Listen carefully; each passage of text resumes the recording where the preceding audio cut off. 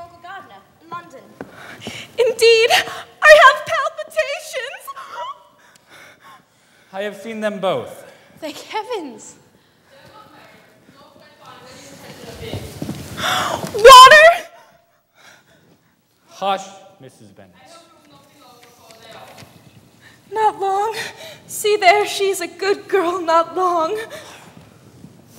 All that is required of you is to assure your daughter by settlement for equal share of £5,000, secured among the children after your decease. And enter into an engagement of allowing her, during your life, £100 per annum. Is it possible? Can it be possible that they will marry? So, Wickham is not so undeserving as we have thought him. But the terms, I suppose, must be complied with. Exactly. You must write on the moment, Mr. Bennet. They must marry. And right I will. But there are two things I want very much to know. How much money your uncle has laid down to bring it about, and how am I to pay him? Money? My uncle? What do you mean, sir? I mean that no man in his senses would marry Lydia for 100 during my life, and 50 after I'm gone. Wickham is a fool for taking her for a farthing less than £10,000. But could Mr. Gardner pay such a sum? Indeed not, nor I repay it. You must write, Mr. Bennet. Inscribe this minute. Oh, this is delightful indeed. She will be married, and I shall see her again. Oh, my good, kind brother, how I long to see her and dear Wickham, too. Dear Wickham? But the clothes, the wedding clothes, we must see to it. Come, Kitty, ring the bell. I will make the arrangements myself. We need the carriage. Ah, my dear, dear Lydia, how merry we shall be together when we meet. Calico, muslin, cambric, I will manage it all. Mr. Gardner wrote that Wickham had resolved on quitting the militia, but would enter the regular army and under the command of General Trott, now quartered in the north. After our sister's wedding day, the couple returned to Longbourn. And the family assembled to receive them. Congratulate me, sisters, for it has been a great while since I have been here. Good gracious, when I went away, I had not the idea of being married before I returned, but I thought it would be great fun if I was. Dear Jane, I take your place now, and you must go lower, because I am a married woman. And what do you think of my husband? Is he not a charming man? All my sisters must go to Brighton now, as that is the place to get husbands. I thank you for my share of the favor, but I do not particularly like your way of getting husbands. La, you are so strange. But I must tell you how it went off. We were married, you know, at St. Clement's, because Wickham's lodgings were in that parish. And it was settled that we would meet at 11 o'clock. Well, just as the carriage arrived at the door, my uncle was called away on business, and I was so frightened that the wedding must needs be put off. But then I recollected Mr. Darcy would do as well to give me away. Mr. Darcy? Give you away? Oh, yes. He has come there with Wickham, you know. But gracious me, I ought not have said a word. It was to be such a secret. If it was to be secret, say not another word. Most certainly. We will ask you no questions. Indeed. For then I shall tell all, and Wickham would be so angry. Lydia! Coming, Mama! But are my suspicions concerning Mr. Darcy's actions correct? Indeed, Lizzie, if you're so innocent and ignorant, I must be more explicit. Oh, dear. Mr. Darcy called to tell Mr. Gardner he knew where Wickham and your sister were. He professed that it was owing to himself that Wickham's worthlessness had not been well known. He called it his duty to step forward and remedy the evil caused. But not brought on by himself. Lydia. Lydia, indeed. He called on her, but found her resolved on remaining. Lydia would be Lydia still. Mr. Darcy asked why he did not marry your sister at once. Because we are not rich. Indeed, Wickham still cherished the hope of making his fortune by marriage in some other country. Mr. Darcy then settled upon him a large sum for his acquiescence. I knew it! And made Mr. Gardner acquainted with it. Lizzie, where are you going? To speak with father. This must go, Lizzie, no further than yourself, or Jane at most. Mr. Darcy wants neither the act nor the sum known. But you have told me. I have, yes.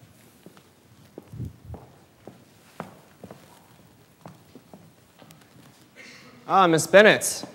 I fear I interrupt your solitary ramble. You do, yes. Ah. But it does not follow that that interruption should be unwelcome. I should be sorry if it were. I find from your aunt that you have seen Pemberley. Yes. And the old housekeeper there? And what did she say? That you had gone to the army and she feared had not turned out well. I see. And did Darcy introduce you to his sister? He did. And do you like her? Yes, very much. I do hope that she will turn out well. I dare say she will. She has gotten over the most trying age. You think ill of me, do you not, Miss Bennet? I am very happy you have married my sister, Mr. Wickham. How should you have liked making sermons? Exceedingly well, but 'twas not to be. I leave you to your thoughts. Come now, Mr. Wickham. We are brother and sister, you know. Do not let us quarrel about the past. In the future, I hope we shall always be of one mind. You are a generous spirit, sister.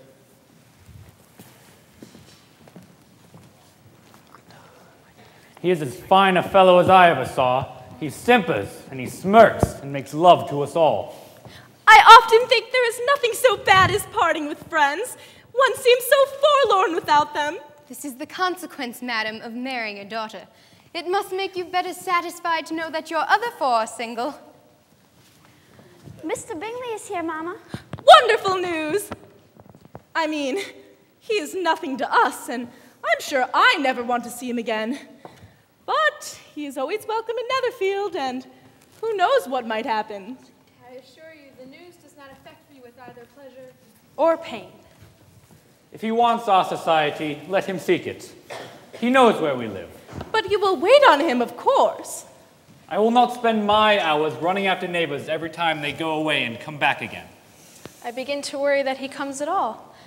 I could see him with a perfect indifference, but I cannot bear to hear it perpetually talked of.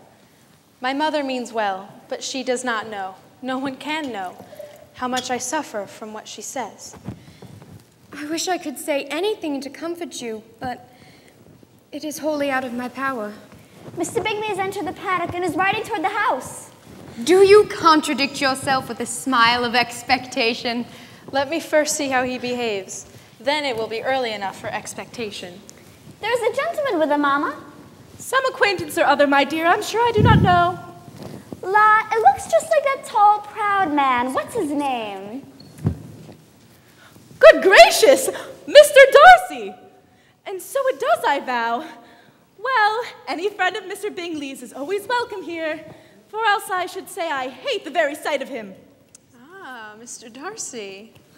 The gentleman were received with tolerable ease, and a propriety of behavior which I thought equally free from any symptom of resentment or unnecessary complaint.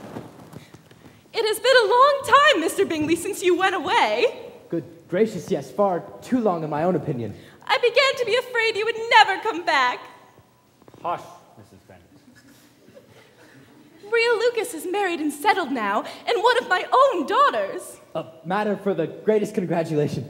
It is a delightful thing indeed to have a daughter well married. Mr. Wickham has taken her down to Newcastle with his regiment, a place far too northward in my estimation. Indeed. Excellent shooting this season, eh, Darcy? Mr. Bingley, when you have killed all your own birds, I beg you will come here and kill all of ours. You are a visit in my debt, Mr. Bingley. For when you went to town last winter, you promised to come take a family dinner with us as soon as you returned. I have not forgot, you see. I was very disappointed that you did not come back and keep your engagement. To be remedied at the first opportunity. Eh, Darcy? You have been quite silent, Mr. Darcy. I hope you are well. Quite well.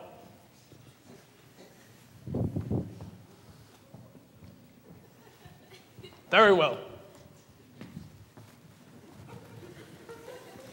And then they went away. Why, if Mr. Darcy came only to be grave, silent and indifferent did he come at all? Now that this first meeting is over, I feel perfectly easy. Obviously, we met on both sides as common and indifferent acquaintances. Oh, Jane, take care. Lizzie, you cannot think me so weak as to be in danger now. I think you are in very great danger of making him as much in love with you as ever. A man who has been once refused? How could I ever be foolish enough to expect a renewal of his love? Is there one among the sex who would not protest against such a weakness as a second proposal to the same woman? There is no indignity so abhorrent to their feelings. Mr. Bingley called again on Friday. Having once set on this road to happiness, there was nothing on the side of prudence to stop him or make his progress slow. He called again the following Tuesday. She was, of course, only too good for him, but as nobody minds having what's too good for them, she was very earnest in the pursuit of the blessing. And yet again, Thursday a week.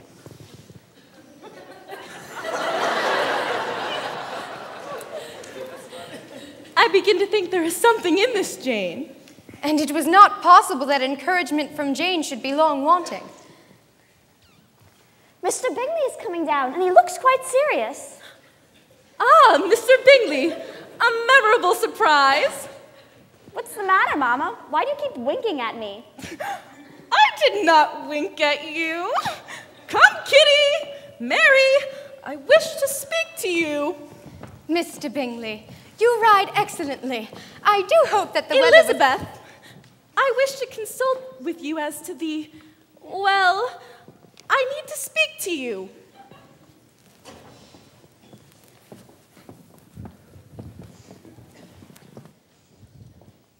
My dear Miss Bennet, I say, might I venture your given name? Indeed you might, if I might venture yours. Smashing, top of the hill, really. My dear Jane, I wish to express how very great my esteem is for you. I see. Oh, by heavens, esteem won't do. I must say, affection, I really must. Dear Miss Bennet, Jane, if you would do me the honor of... I will, and with a very full heart.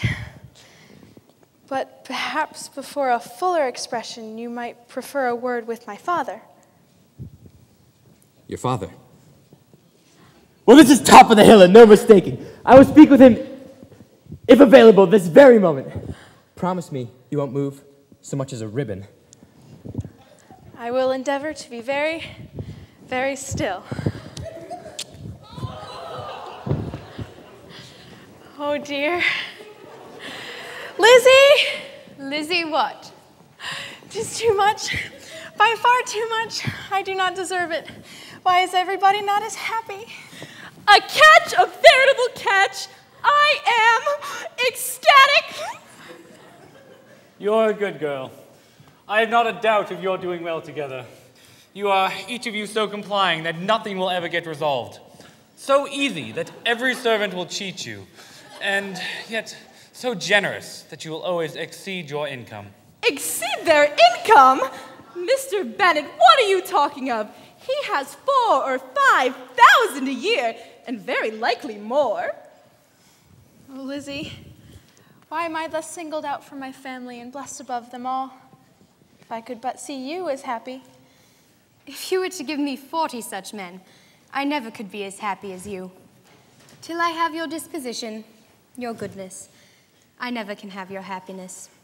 No, let me shift for myself, and perhaps if I am lucky, I may meet with another Mr. Collins in time. Indeed. Mama, I've no notion how to proceed. It is Lady Catherine de Bourgh come to call. No! Yes! I am shocked beyond all expectation. I have shown myself in. Well, You are very welcome, Lady Catherine. I hope you are well, Miss Bennet. That lady, I suppose, is your mother? Lady Catherine de Bourgh, Mr. and Mrs. Bennet. And these, I suppose, are your offspring? Yes, madam. My youngest of all is lately This must married. be a most inconvenient sitting room for the evening in summer. The windows are full west. Indeed, we never sit in here after dinner. Miss Bennet, there seems to be a pretty-ish kind of little wilderness on one side of your lawn. I should be glad to take a turn in it if you will favor me with your company. You can be at no loss, Miss Bennet, to understand the reason of my journey hither. Indeed, you are mistaken. I cannot account for the honor. However insincere you may choose to be, you will not find me so. My character has ever been celebrated for its sincerity and frankness. I was told that not only your sister was on the point of being most advantageously married, but that you would, in all likelihood, be united with my own nephew, Mr. Darcy. Though I know it to be a scandalous falsehood, I have arrived to make my sentiments known to you. If you believed it untrue, I wonder you took the trouble of coming so far. To have the report universally contradicted, can you declare there's no foundation to it?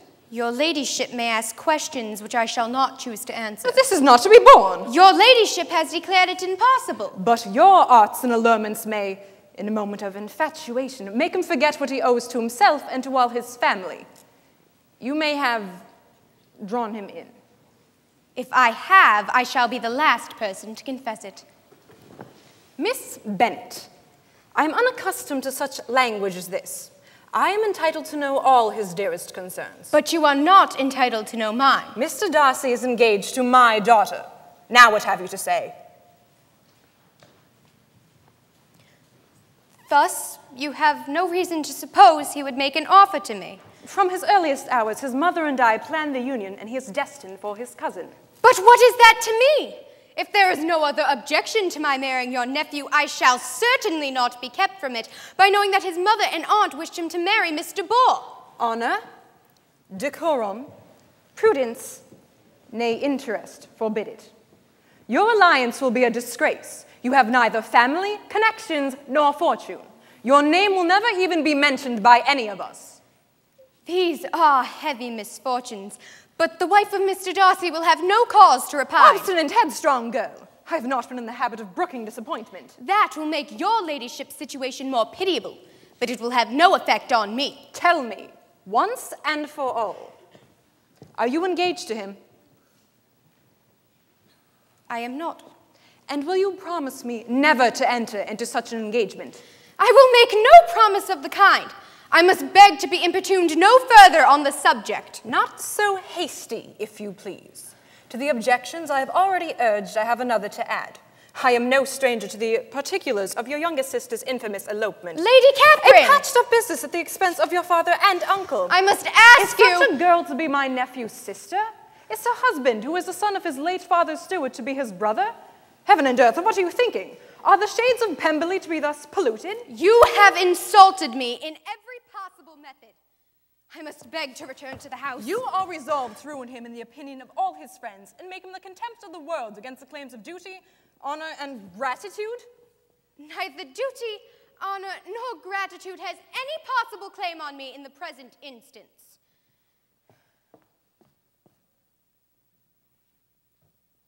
And with regard to the resentment of his family, or the indignation of the world, if the former were excited by his marrying me, it would not give me one moment's concern, and the world in general would have too much sense to join in the scorn. Very well. I shall now know how to act. Do not imagine, Miss Bennet, that your ambition will ever be gratified. I take no leave of you, Miss Bennet. I send no compliments to your mother. I am most seriously displeased.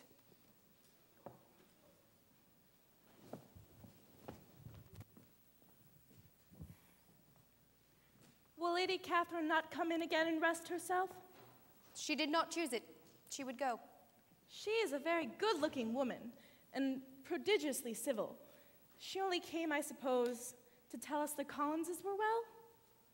I suppose she had nothing particular to say to you, Lizzie. Nothing particular.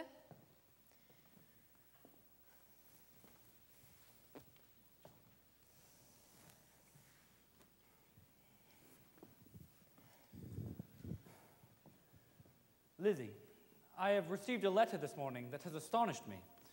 I did not know I had 2 daughters on the brink of matrimony. The letter is from Mr. Collins. Mr. Collins? Your daughter Elizabeth, it is presumed, will not long bear the name of Bennet after her eldest sister has resigned it. And the chosen partner of her fate may be reasonably looked up to as one of the most illustrious personages in the land. Can you possibly guess, Lizzie, who is meant by this? Mr. Darcy, you see, is the man. Now, Lizzie, I think I have surprised you. Is it not rich? Are you not diverted? But Lizzie, it looks as if you did not enjoy it. Can you not laugh at the idle rapport of a country parson? For what do we live but to make sport for our neighbors and laugh at them in our turn? Oh, I am excessively diverted. But it is so strange. Yes, that is what makes it amusing. His perfect indifference and your pointed dislike make it so delightfully absurd. Mr. Darcy is here, Elizabeth, and most expressly to see you. Miss Bennet. Mr. Darcy. Mr. Darcy, I am a very selfish creature, and for the sake of giving relief to my own feelings, care not how I may be wounding yours. I can no longer help thanking you for your unexampled kindness to my poor sister. Were it known to the rest of my family, I should not have merely my own gratitude to express. I'm sorry, exceedingly sorry, for what have, in a mistaken light, given you uneasiness. I did not think that Mrs. Gardiner was so little to be trusted. You must not blame my aunt. Lydia's thoughtlessness first betrayed to me your involvement. Let me thank you again and again. If you will thank me, let it be for yourself alone. Much as I admire them, I believe I thought only of you. So, indeed. Well, you are too generous to trifle with me. If your feelings are still what they were last April, tell me so at once. My affections and wishes are unchanged, but one word from you, and you will silence me forever. Mr. Darcy. Mr. Darcy, my feelings have undergone so material a change since the period you allude to, as to make me receive with gratitude your Present assurances. Exactly. I am... You are... I am... Yes, very much so. I believe my aunt has been here to see you. She has. I hope you spoke to her quite frankly. My feelings, you may know, are exactly contrariwise. Yes, you know enough of my frankness to believe me capable of that. After abusing you so abominably to your face, I can have no scruple in abusing you to all your relations. And what did you say of me that I did not deserve? My previous behavior has merited the severest reproof. It was unpardonable. The conduct of neither, if strictly examined, is irreproachable. But since then we have both, I hope, improved in civility. As a child, I was taught what was right. But I was not taught to correct my temper. I was given good principles, but left to